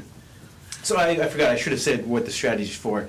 It's basically used as a tool for the application to show DHCD, Department of Housing and Community Development, that the town, East Long Meadow, has put together a list or a priority of what kind of community development efforts wants to get done. So when if hoping that we receive the funding, we'll use it appropriately. And it's not, we're just, gonna receive the funding and then not know what to do with it. Is there a deadline for the funding? No, so the application is due the 2nd of March. Oh, okay. Yes. Okay. So, and then we usually, hopefully, receive, that we got awarded, sometime around June or July. So we'll know then if we can actually use those funds for what we're So the grant's already written then? I'm currently writing it now, as we All right. speak. All right. Yes. This is just part of the Yeah. application, so.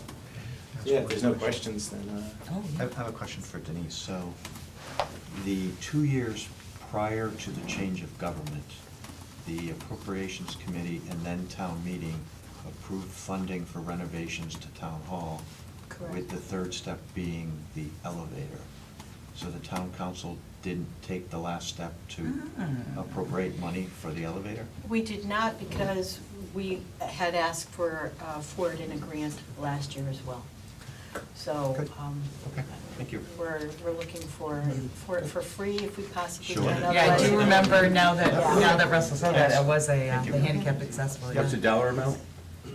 is 800,000 will be the For the application. total grant. Right. 350 for the elevator, was it? Well, so the elevator is actually just a planning study to Okay. put the elevator in, so it won't be So- construction. I have asked for funding elsewhere, grant money, for the total package, which would be 350. Okay, let me make sure I understand this. Sure. It's $800,000.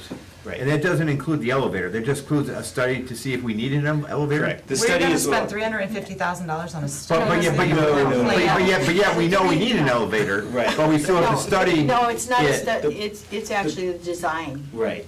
That study alone is 50,000, as a part of the $800,000 grant. So where does the other 300 What's that's allocated to $50,000? the elevator go? No. So there's no funding for construction of the elevator this round.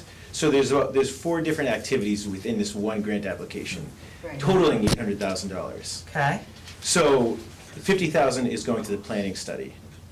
Roughly. planning of, Of the elevator. Where to Okay. locate it, yeah, design basically. okay. Right. And then about 150 for a roof replacement project in the Inward Commons, the Housing Authority. And then I think it's about 300, give or take, for the housing rehabilitation component of the application. So do you And then- understand what those are?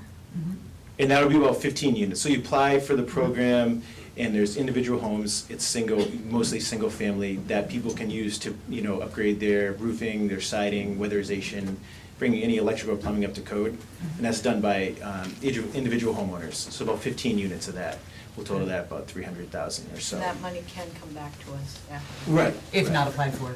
I'm still stuck on the elevator. No, wait, so Oh. Ty, the 350 that I quoted was for a different, it's for the 50 for the study is one piece. The 350 is the total package that I have requested from another grant.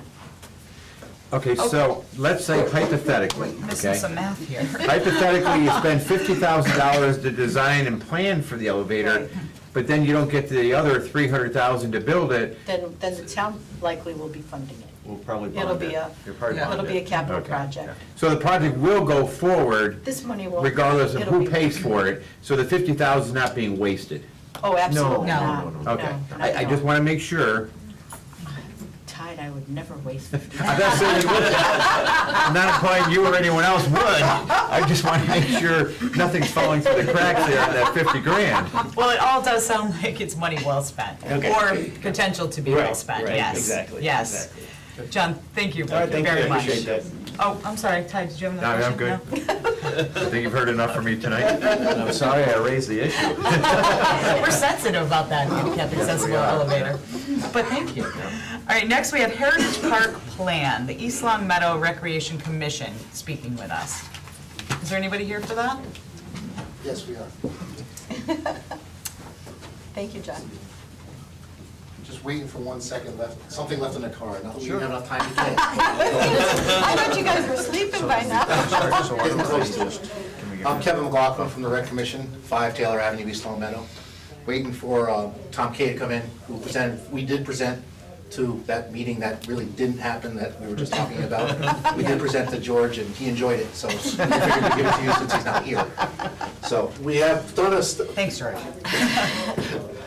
Tom's going to take the floor as soon as he gets here, but just so you can see something that we're looking at, and we've done a study already also, again, so if you want to take a quick look at and analyze, this is something we are looking at as a commission to develop property that's owned by the town and managed by ourselves and the school department to make it a more of a holistic approach to using the facility. Keeping a lot of what's already there in place, dog park, pond, some of the other grasslands, but developing a little further so we put walking trails in and more activities that all age groups can use in the form of recreation, whatever format they're looking at. So at this point in time, Tom will continue also. Thank you. Good evening, everybody. Good evening. Tom Kay from East Long Meadow, 265 Millbrook Drive. So what we have in front of you is a study that was done dating back to 2016 with $25,000 grant from CPC, all right, for a feasibility study of what could be done with this property. This is Heritage Park. right? Yes, with Heritage Park, I'm sorry, thought Kevin said. Yeah, we got it. All right, so here are the possibilities that we have with Heritage Park, different ideas, different concepts. And we just want to bring forward in front of the planning board some of the ideas. We also want to make sure the community knows that this study was done back in 2016 with the great help of community preservation money to make this happen. And one of the things that, you know, I just don't want it to fall on deaf ears. I think more people that know about it, more opportunities people have to voice their opinions, and but it is a gateway to our community, and it needs some improvements. All right? It does. And from a recreational standpoint, recreation is not just youth sports. All right? Recreation is a community involvement from beginning to end. So you'll see there's walking trails, there's activity. Our hope and dream is that this would all connect with the rail trail as one. And you have the senior center here, right across the street, literally, which is fantastic. I remember when I first moved to town 23 years ago, I used to see ladies in pink t-shirts walking around. Yep. So the possibilities of the walking trail through there. Events that, you know, you could do cross-country. I mean, the poor cross-country kids run through the back of here, Marshall Street, into the back here for a cross-country event. And have you ever been here in the fall time when youth football is coming in after football is let out for the high school and soccer and everything else? it's dangerous. So, I mean, there's more community involvement here. Also, you know, we hear the complaints, hey, I don't want other people there. Well, I think if we use it, it's ours as a community. And we have more activity around of it, we'll have less vagrants in the woods and the surrounding area. So if we have a little beautification, more people will use it. I look to what they did in Forest Park, all right? Now, remember what it was 20 years ago? And now it's a shining star on a hill for the city of Springfield. With a fee involved in entry. I'm sorry? With a fee involved in entry, though, in Forest Park. Well, it's a small fee. Yeah, oh no. But you know what? Through that small fee, they keep the grounds pristine. So I see pictures. Yep. So are these changes you'd like to make in the park? And how did you come about with those decisions? Well, there's different phases, and it all comes down to costs and phases and involvement. And we spend many hours in recreation. By the way, we'd love to have this many people at a recreation meeting. I think you should pay us.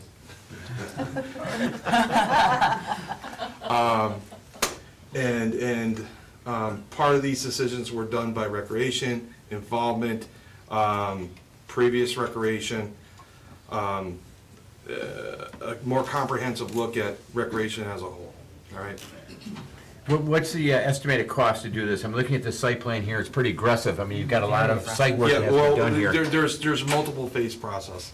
But the total project, what is the estimated cost? You know what, give or take $3.3 to $4 million. And are To you be very looking to blunt. institute a fee to enter the park? That Or could be possibly part of it, parks and recreation. Parks and Rec, yes. Schools aside, obviously, possible. Maybe school function. Oh, yeah. Yeah. But, you know, if it's a different school from a different community, why not? We do it for Pine Knoll. You got a lot of Right. wetland here, so a lot of this is not usable because of that. But it is usable for part of the walking trail, as you'll see there. These are actually, where he has these walking trails lined in, they're actually already currently being used as walking trails. Some of them are, yep. Most of these here. Yep. My objection would be to new accesses from residential neighborhoods. And again, quite, if I don't mind jumping in again, we actually, when we presented last time, those are not actual accesses, in per se, the word access. They are remote fire accesses or emergency access. If someone's walking. So they'd be gated with a lockbox for the, Correct. for the fire And there was a very department? strong concern of the one or two local neighborhoods that were here, that would be a car path. Well, you saw what happened with the part of the rail trail that isn't Exactly. by the pipeline, it became a dumping zone. Exactly. And a place for juveniles. So if we look here and you look at the board, you'll see that there's an access road for police on the backside of the pond. All right, that was one of the. So they'd have their knockbox and then. Absolutely, all right? And some of the cost savings and some of the higher costs, I mean, it's the difference between an asphalt, you know, paved road versus gravel. You know, and where is it 3 seasons instead of 4 seasons? You know, that's where we can cut costs. Part of this was, and I think it's visible. From an aesthetics standpoint, you know, more visible, pleasing to see that there's a pond with a retaining wall. Pond with a retaining wall. And part of the, you know, it's listed out as, we felt as a group, that is, as we improve, we'll start from the front and work our way back, all right? And a lot of the costs of that 3.3 million is earth moving for these fields, all right? It's not all fields, it's not about fields, it's about improving the park itself for recreational use overall. You'll also notice that there's a bandstand.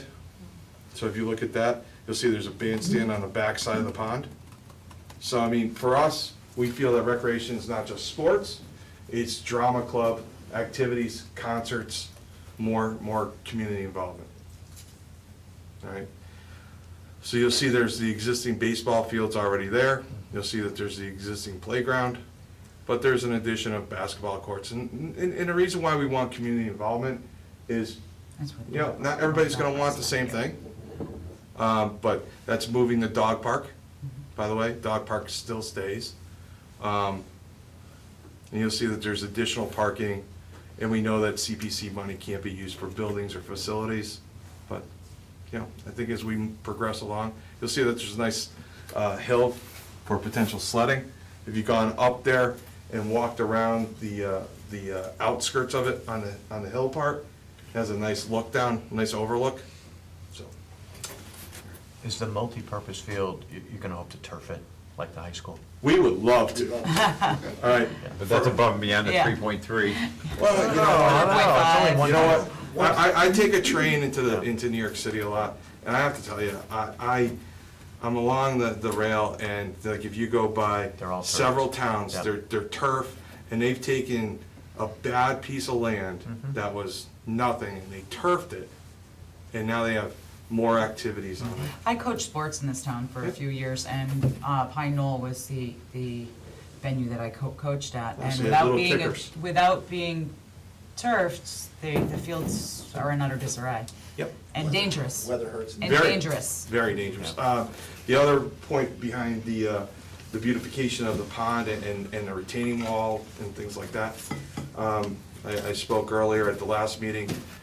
We had a young lady who was going onto the pond to go skate. Beautiful place to skate, by the way, beautiful place. But there was a slope, she slipped, hit her head, has had a concussion, can't play basketball, hasn't played basketball in a long time. So, you know, if we had proper steps down into it, maybe we have beautiful lighting on it now. When we had the pond frozen, hopefully we have frozen again, you know, so. So, can I just ask one more question? Yeah, So, please ask more. I was at the infamous I Have a Dream Town meeting. Yeah. Where we spent $800,000 to buy the Brown property. And I'm gonna be very blunt with you, I was one of the jackass parents. Sorry. Okay. I'm gonna be very blunt. Who believed in I Have a Dream Yeah, speech, So, all right? And I was involved with football at that time, Russ. So- And we all thought we were gonna get additional playing fields, but we still play on a dust bowl back there, where kids twist their ankles and hurt their knees. so isn't there more property at the Brown Fields than there are at Heritage Park? Now, this isn't all about fields. I want to open up old wounds, but I'm just kind of asking questions here. So you brought up a great point. You brought up a great point. And that's the trepidation with all this when we get in front of the town. And the old wounds that come out with Brown property.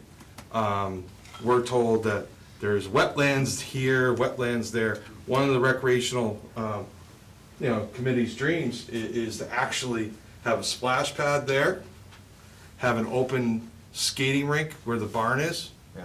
All right, and to really utilize that piece of property. We currently have great walking trails on there, thanks to George and the scouts. They marked them up. We'd love to have more community involvement up there. One of my dreams, right, Nancy, is have a pumpkin launch up there. You know, get involved with the town and utilize recreation from beginning to end. So. But Mike, I was going to the point where. No, please don't go there, Russ. So you want to, fix the field, which I'm all for. Well, we already have a field up there. Yeah, but I know, Yes. and we'd fix it, and I think. But wasn't the original concept we were going to have multiple fields at Brown? I don't disagree. And I'm gonna go back to that hee-haw thing, all right? I don't get that. but- Jackass. Oh, okay, all right. I said it again. So I think where he's going with this, if we already own the property, and everybody already wanted the fields there, Why don't we have them? why don't we have them? Yeah. That's a great question. And the money has already been allocated That's a to great that. question. Why don't we have them? So by coincidence. Makes too much sense, I guess. No, by coincidence, I spoke with somebody that's very involved with the Brown Farm Community Gardens today. And I spoke with, I don't know if you've met our new rec director, Donna Come on, Doug. Prather, who's a great addition to our staff. Great. She and I are meeting with this person on Friday. I spent, right before this meeting, I went through a file that shows those fields. It shows all kinds of different things. Donna and I've got a package for her. I told her to stop by my office. We're gonna work on a discussion of future plans for the property, what's going on with the community gardens over there, and just overall Brown Farm meeting. And if I might add, if you go to eastlongmeadow.org, eastlongmeadowma.gov to our town website, the Brown property study is actually on there. Yeah. Oh, it is? Just very, I have to tell you, I mean. We own this too, by the way, we're not Yeah, purchasing. so- This is a wonderful piece of property. Yep. It needs some sprucing. up. Exactly. There's no question it needs some sprucing up. So thank you part for of doing the it. phasing of this was not just, and I want to reiterate, this is not about athletic fields. Yep. No, All right. it's, That's clear. conceptually, it's a home run. Your budget set forth at this point to do it, I think is Hey, one tidbit. champagne taste beer budget. Berkshire Design, who did this for us back when, has also developed many other parks in the area, Yeah. East Hampton, Yeah. out towards Boston area. That dollar figure is a lot of an à la carte. So you What we can could, phase would, it want, in. I mean, if I can say I want the sky, Yeah. but I only have dirt budget, you're right. We can not dumb it down Yeah. to get to where we can make it work for us. And currently, right now, that if I'm not mistaken, it is the DPW's responsibility, our town employees, to care for Heritage Park. That is Correct? correct. Correct. So with expanding this even Their further, the resources care. are challenged. Correct.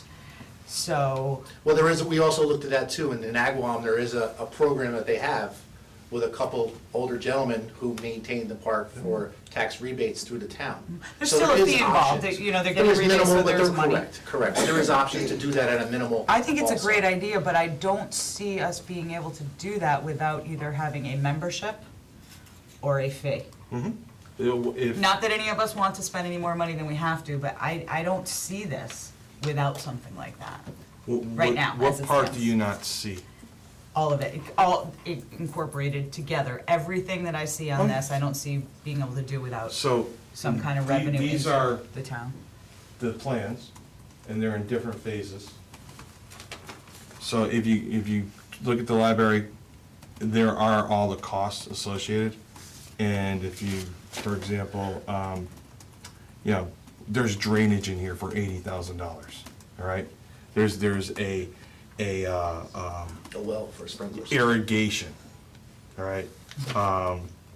We don't need irrigation. You know, we went line by line by line by line, and to get the first phase done is about $1.2 million. And that's not doing a field, and this is getting a walking trail with Moving gravel. Huh? Moving dirt, Yeah. yep, A lot of the cost Costs a lot of money to do that. is moving the dirt. yeah.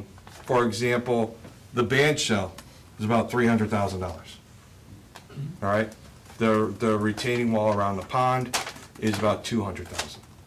The new trees, I mean, this could be in a community involvement, where maybe we work with Graziano's, maybe we work with the other, you know, stores. Maybe we, as a community, come together, plant some trees on Arbor Day or something like that. You know, there's a lot of different things that we can do as a group. I think it's a great idea. I think it's an absolute wonderful idea. We actually There's so also, many. with the assistance of CPC and going that proper channel, once our open space plan is actually submitted into the CMS, there's a lot more grants that are available to us through recreation and through parks, which is something that we look at reaching out to. So Can we keep this? bearing the minimal cost on the town is what we're Yes. looking to do. Great. Yeah, you guys can keep it. Thank you for doing it. So, you know, it's the chicken or the egg in this town. We don't know which comes first, so Right. we're just going after it. My fear was I would hate to allocate a certain amount of money and have us go forward with this and start doing this and then funds run out. We have dirt. Well, so. That you- would be a grave concern of mine. Yeah, we want to see the asphalt Deborah. walkways. We don't want gravel. But I just think we need to Spend allocate money. enough funds to push it forward. Or minimize it, but So still you push can it live with forward. 1 year and wait 3 years if you had to get it. Well, that's another thought we looked Right. at as a plan, you know? Right. Walking trail, level some of the stuff out and do the pond. Right. You live with that for 3 years or whatever, get the love into the park again, and then go next. And some of it could be capital projects. Yeah, So, absolutely, yeah. So this year, because we were in transition with the recreation director and all of that, the rec projects were low, but going forward, we can start focusing That's great. on, yeah. Yeah, I think it's a great idea. Great idea. Yeah, I mean, I have to tell you, I love the Brown property. I think it'd be fantastic with a splash pad. I live on that side of town. I would love to see it. My kids are 26, 22, and 13 now. We went to Hamden, believe it or not, to the splash park over there. And there's plenty of land at Brown Farm to do what we could do the same as Hamden, and it's a beautiful piece of property. The Brown, use of the Brown property would allow the town to rest periodically certain fields. Oh, sure, that are sure. just overused beyond Every belief. single one of this town is overtired. Once Yeah. again, It's though, kind of a nice thing to be able to do, but it's not just about these athletic units. And a nice lacrosse field would be coming up to the times too. I think that all the lacrosse players in town are I had one who played for definitely itching for that. We are behind the 8 times years. as a town in that. in recreation. In recreation altogether, yes, Russell? Yep. Yep, and if we had like a multi-purpose use field at like some of these facilities, that you could line it for girls lacrosse, you can line it for boys lacrosse, field hockey, it's all encompassing. And then you can use the parks to be parks. But, so thank you for the time. Thank Any you. other Oh, thank questions? you. Looks really good. Sorry to be blunt, but No. We like I worked that. out in New York, come on. Love it. We like it. You wouldn't even get an F-bomb before. All right, Yeah, looks good. sorry. Please. Certainly. My name is William Pry. I live on LaSalle Street, and I think this is a fantastic idea, but I do have some concerns. You know, I feel like we need to focus on the pond and to talk about putting fields up top and how that's gonna affect the pond. You know, as we know, that whole area, when you walk up, when it rains, it's constantly wet, and the water goes into the pond. Yep. With all the construction that you're talking about doing, is gonna take that area away. Every time you know, the parking lot, the water can't get to the pond. You know, when you're talking about the fields, you're gonna have runoff, and that runoff is probably gonna go into the parking area down the sewer instead of into the pond. And as we've seen before, the pond has an issue where, you know, during the summer, when we had these droughts, it's down about, about a foot. You know, so I was wondering, I hate to see us focus on other things and not the pond itself. That's the biggest thing from that was the #1 priority, was the pond. Yeah. And have you ever seen the pictures of the pond being built? They're at the rec department. They're fantastic, and I saw it a few years ago, and I had the privilege of falling into that pond once. Yeah. I think we all did, catching the pollywogs. At the fishing derby, because my son had one of those poor fish on there, and all the kids were playing with it, and it was practically dead. So I wanted to go get the fish out, right? I slip, I fall in, and there's nothing but muck and leaves in there. Yeah.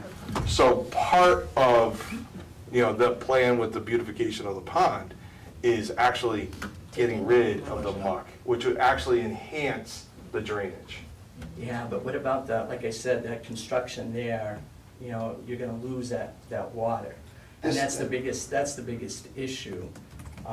Even if I look across the street, where you have the wetlands across the street, where the pond is supposed to go in, you can tell whether it's clogged or it's been adjusted, water's not getting over to across the street. Yep, to the Pontoon So, River. Yep.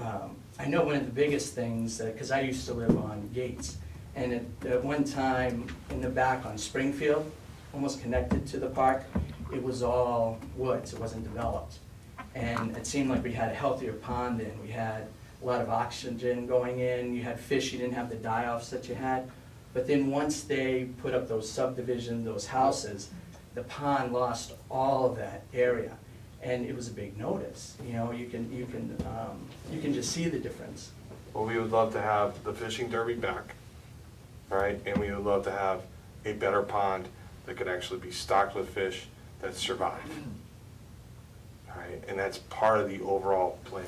Yeah. And so to us, recreation, is fishing derbies, community involvement, ice skating on that pond, the overall thing. It's not about athletic fields. Yeah, and, you know, also, well,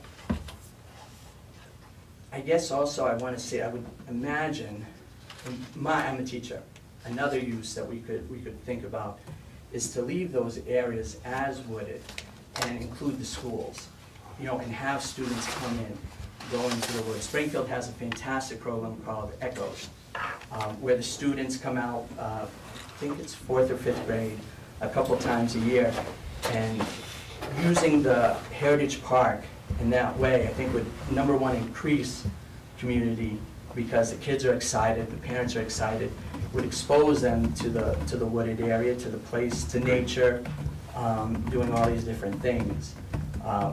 You know, I know you said this is in stages, but I hope that we could focus on keeping it as natural as possible. Agreed. As a matter of fact, we actually do that program at Pine Knoll. Yeah, This okay. past summer, that program actually happened at Pine Knoll, where the children go into and look at different, you know, types of trees, different types of butterflies, different types of insects and things like that. It's just amazing how you can grab their attention. Some of the simplest things that they don't see, you know, every day that they walk by. You know, it's just that would be a great resource. Thank you. You're welcome. Thank you. I have a question. Yes, sir. How many acres in town does the recreational department have under their control? None. Well, what's the number? None. Zero. Okay, what about the Brown farm that we voted to acquire a few years back that was supposed to be for recreational use? It was supposed to be What's for that? recreational use, but it's not under the purview of recreation. Okay, let me go at this differently. First of all, we're talking about Blackman's Pond. That's the name of the pond that you think is desolate. It's not. It has an active fish population in there now. There's crappie, there's bullhead, there's largemouth bass, and when the JCs or different people would have a fishing derby, there would be trout stock, you know, for that. I would like to think that this, that you have, which is an excellent plan, might be better put in a different area of town. And I say that for a number of reasons. Number one, I have a background in recreation. I have, you know, some knowledge and 4 years of practical experience. And it seems like Heritage Park lends itself more to passive recreation. I am in the park every morning. Thank you, by the way, for going. I saw deer there, you know, quite often, as recently as this morning. I saw a deer there. There have been turkey in the past. There's any number of wildlife. There are any number of people that, you know, are bird watching and around there. And when you talk about a band shell up where the playground is, that's not even 100 yards from somebody's backyard. You know, that's somebody's backyard is literally right over that fence.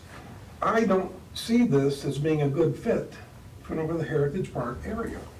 Now, as far as the dog park, you know, I'm a volunteer there, and we had that very carefully, crucially cited in consideration of the wetlands, which, you know, they are quite encompassing there. Yes, they are. And I'm not sure that the Bark Park could be moved from its current location any farther into the woods, Well, because that was very carefully. We actually, as part of the Berkshire design plan, is, you can see here, there's the delineation of wetlands and topography and everything else in between. Yeah. And there was careful consideration in regards to Bark Park, Dog Park, and we're trying to make sure that everybody's inclusive, and this is a comprehensive plan that's out to everybody, to hear everybody's opinions. Yeah. And to see what we can do to improve the park. Yeah.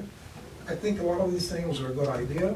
I think they'd probably be better sited in a different location. And what would that location be? Some of the other property that the town has under their control, you know, that we voted to purchase, you know, I think maybe 10 years ago, you know. There's you know, we have other properties in town. And some of the preliminary budget figures I've seen are You know, I have 30 years in construction, and that's completely unfeasible, you know, completely, you know. But I think you should consider. But what specifically is unfeasible? The retaining wall, for example, around the pond work, you think can be done for, you know, what, $300,000? I don't need to see your figures, I know the pond. I know the dimensions, I know how much the cost is to do that.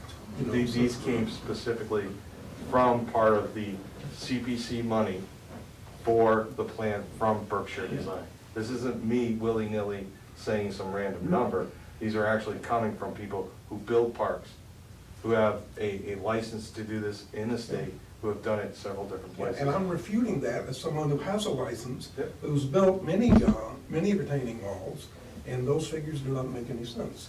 But more importantly, I'm wondering why you think it's necessary for us to disrupt this nice, quiet, passive recreational area we have to attract, you know, you talk about a walking trail. What's the bike trail for? You know, we've got, what, 3 miles of walking trail there that we spent, you know, considerable money for? You know, this is a bad fit for that area. You know, it's a bad fit. Well, thank you. Well, don't No, thank me. I thank you for your appreciate opinion. everything I the respect your opinion. Recreation Department has done and continues to do. I just think this is a bad fit, you know, in that area. And I don't think the numbers make any sense. Well, I think that's one of the reasons that they're getting out here, so they can get all of our opinions. Yeah. So, Joe Cole, 134 Gates Avenue. My real question is the walking trails. Yep. How far from the property lines are you looking to put those? Because currently now, I constantly have people walking through my yard to get into the trails in Heritage Park. Well, this is just conceptual right now, correct? Yeah, yes, Right, that's so I what I don't, was asking, the what plans that kind we of- have, there aren't any side yard, there's no dimensions or measurements on them. Well, You might, we wanted to make sure that there was at least a good buffer between the neighbors on all the properties. This is not us coming in and proposing a clear cut, and I know, like, on the walking trail, I mean, you're right up on somebody's backyard.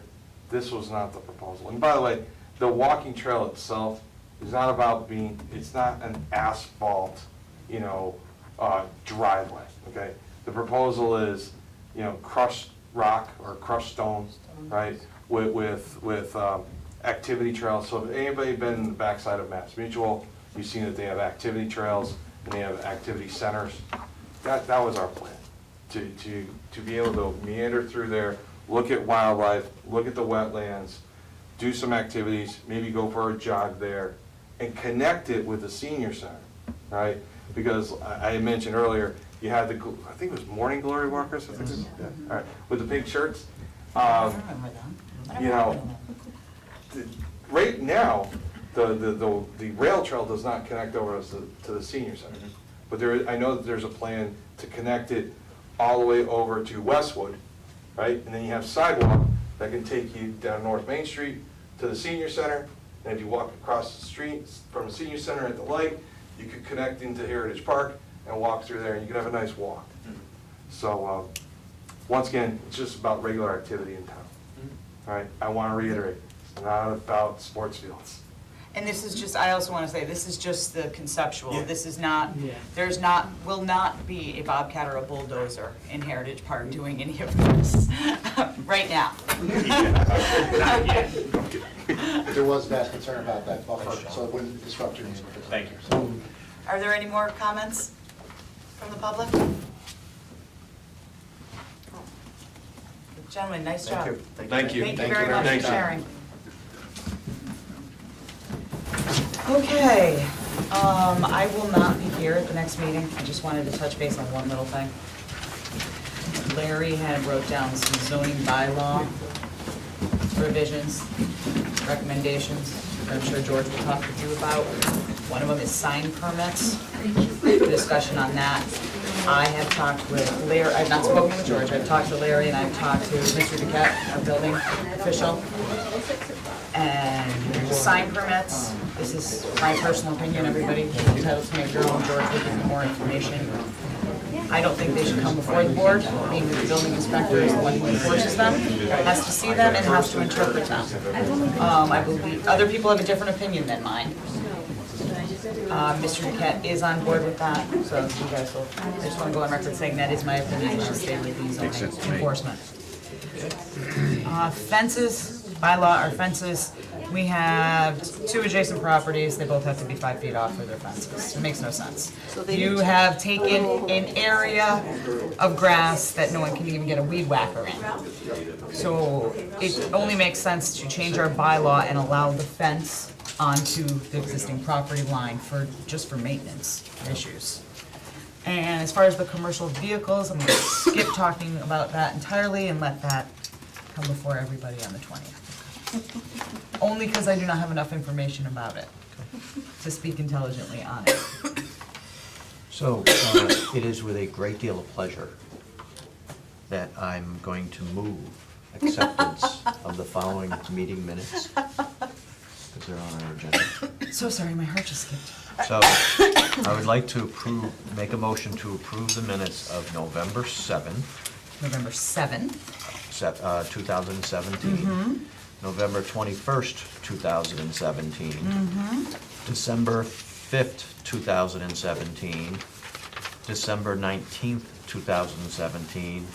And January 2nd, 2018. I would be happy to second that. All those in favor? Aye. Aye. Aye. Thank you. I almost took offense. So that I'm not gonna vote. that will be 5 weeks worth of minutes that we just approved. So 5 there- meetings worth, 5 meetings, excuse me. There's still more backlog. Yes. There are. So, yeah, Oh, I didn't yeah. wanna give Good you start, all good of them at once. And we appreciate that, Yep, Jess. thank you. So, yeah, next meeting, you And should you- have October, September, and I think one in August. And I'm sure Denise told you, you can't leave until they're all done. They are. Take our time with those. In fact, you can't leave until any of our terms are up. Do I have a motion to adjourn? So moved. All those in favor? Aye. Aye.